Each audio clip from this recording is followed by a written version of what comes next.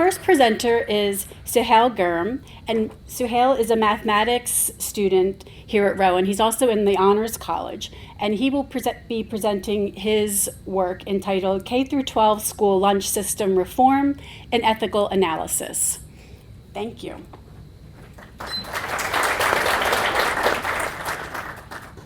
All right, hi everybody. So I did my abstract and my project on the K-12 school lunch system, and I'm going to be talking about the ethical component of this issue that's going through our high schools, elementary schools, and middle schools. So currently in the United States, according to the CDC, about 20% of kids in elementary age are obese. And that's not just overweight, it's just really getting to the extremes. And this number is actually a lot higher for kids who are in low-income communities.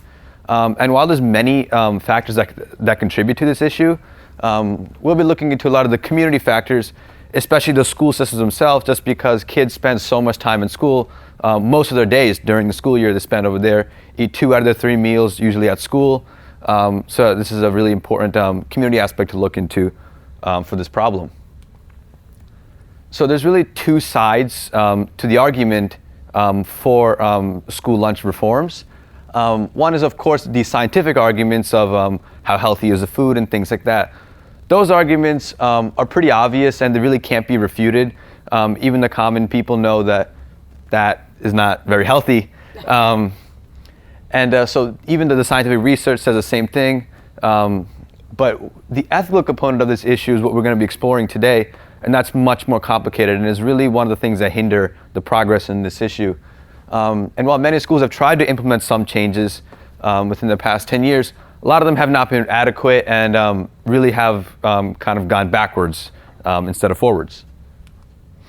So my position on this issue is that we have to advocate for very strict regulations that would eliminate all of the industrial processed foods in the schools and replace them with higher quality foods which are consistent with the dietary guidelines for Americans and supporting local food communities.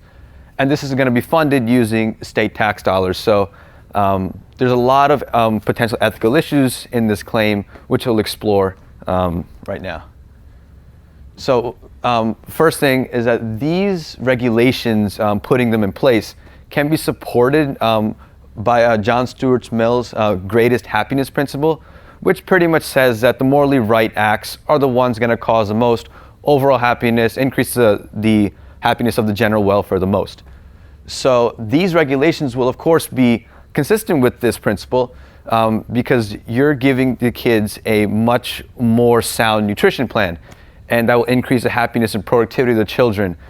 Their well-being, their development will be much better. And more productive children, happier, healthier children, less chronic disease. And unhealthy food is the real cause of chronic disease these days. So, which brings on a lot more suffering than would be to just implement these changes. So, while a potential counter-argument to this could be that it violates autonomy of students, that if you take out all of these like competitive foods, like chips and cookies and all those things, that it violates their autonomy of having a choice of what they want to eat, something healthy or not healthy. But this is pretty flawed because children are not fully autonomous. They don't exactly always know what's best for themselves. So it comes down to who's responsible for caring for the children. It really comes down to parents, teachers, and schools. Anybody who has a strong position, a position of influence in the child's life.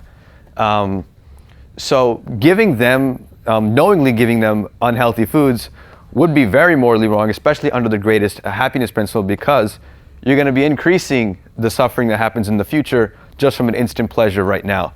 So, and that, in addition, it contradicts the societal concepts which are really present in almost all societies of caring for your children and making sure that they're healthy.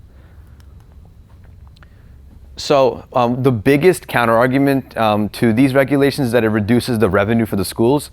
Because public schools, unlike a private school, most of their money comes from fundraisers or school lunches and things like that.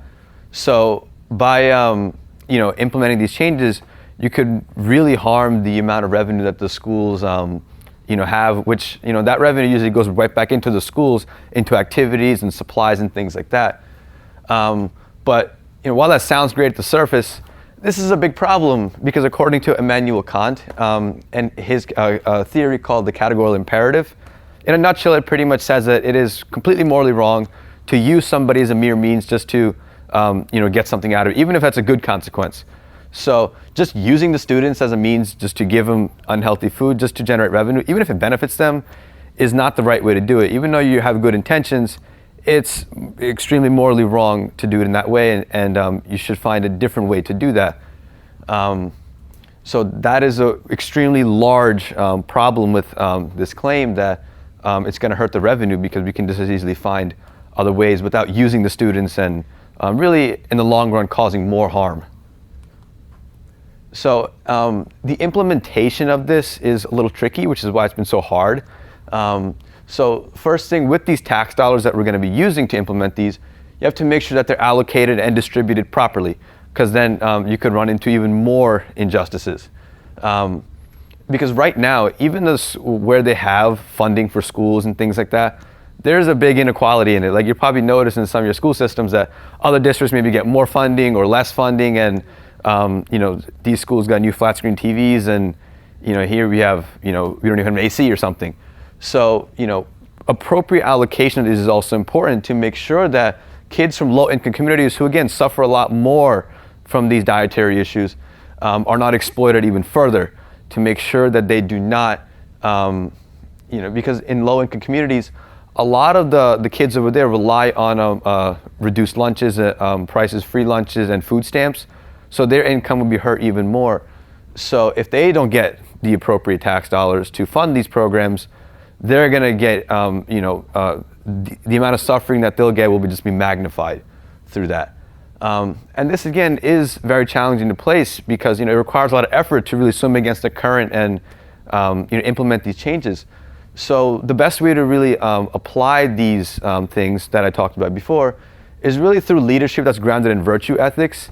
Just because anybody can just become a school administrator and do just many things without really caring for the students. And so if you have leaders grounded in virtue ethics, they'll be willing to put in the effort to convince people that, hey, these are necessary. This is necessary for the future, even if it means that they're not going to get reelected. It's important because it's hard to find foods that are likable and healthy, and to find ways to fund it properly and not deplete the school's funds and make sure that the kids catch on. It's a very daunting task. So someone who's really committed to the virtues from virtue ethics for this issue is going to be very important. And there's actually evidence that this can actually work, because a gentleman named Rick Cota, who is the nutrition services director of a school district in California, in an interview he stated that this is exactly how he was able to implement similar changes that I propose, and has found pretty good success without losing money in the school district. It has found success with this, in that he states that if many other schools also grounded leadership and virtue ethics, that it would greatly enhance their chances of success with changes like this. So in summary, the obesity epidemic is only getting worse, and children are really the ones who are experiencing a lot of this, with 20%, sometimes even more kids in communities being obese. And the K-12 school lunch system is one really big area that we can attack to help solve this issue. And even though the scientific arguments are obvious, the ethical side is plagued with a lot of injustice. So I think it's best that we try to attack those also to actually implement these changes. And these proposed policies are justified morally under Kantian ethics and utilitarianism. And the implementation of these to make sure they're successful should be grounded in virtue ethics, so kids don't have to eat that.